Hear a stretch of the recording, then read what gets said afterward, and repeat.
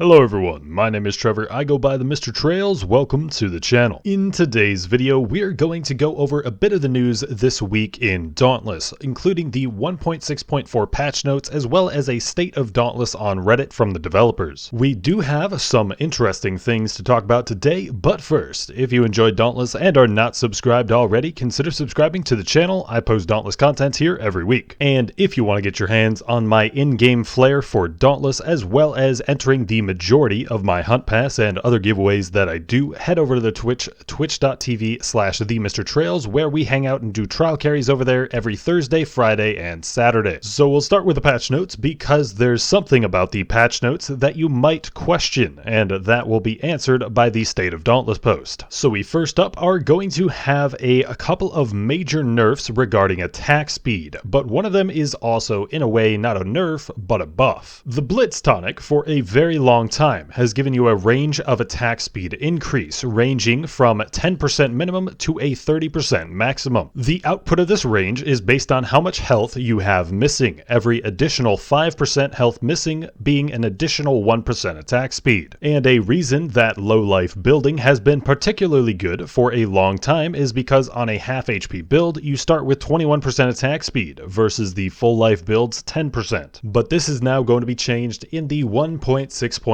patch, which will make the Blitz tonic grant a flat 15% attack speed bonus regardless of the amount of HP you have. So this buffs the attack speed of full HP builds using tonics while nerfing the attack speed of half HP or lower builds using tonics. I don't believe this to be significant enough to immediately make half HP builds not meta like they have been for a year and a half now. I think the most of what this might do is make running an extra wild frenzy required instead of a berserker on certain builds. There are some changes in the works that might affect the overall meta standing of certain builds, but we will have to wait and see whether or not these changes will actually do that. And the other thing regarding attack speed nerfs is that the Ardent Cyclone Sword Special will now not benefit from attack speed in any way and will now spin at a fixed rate. This is a nerf in some capacity, but it's also a bit of a bug fix because if you got too much attack speed with the Ardent Cyclone, you literally wouldn't deal damage at all. Making it spin at a fixed rate is a way to address that, though I would say part of the issue with that came from the Blitz tonic. Though in other cases, like in Frost Escalation or maybe you're playing with too many Shrike Lanterns, it could cause that issue as well. There was a pretty major glitch where if you were dodging in some way and a Cascade Orb went through you, the game would count it as dodging a projectile. The craziest use of this involved using the Chainblade's Reaper's Dance special, where you are invincible for quite some time, and you often dodged through several of the projectiles at the same time, which any of such dodges counted for perfect strike, so you could deal out a massive amount of damage with it. Something getting fixed that will help in dealing a massive amount of damage is a bug fix regarding one of the introductory bugs from the Pulse Cell. It looks as though now the item type damage will not consume the critical hit from Pulse. In the patch notes they used grenades as their example, but I'm assuming they're talking about item type damage as a whole, meaning lanterns and the Radiant Drone will not have a chance to consume Pulse either. However, the wording of this doesn't seem to include the Karma Breaker duration over time damage from Strikers, and if that is the case, Strikers will still unfortunately be prevented from using this cell practically. Next up though, we have the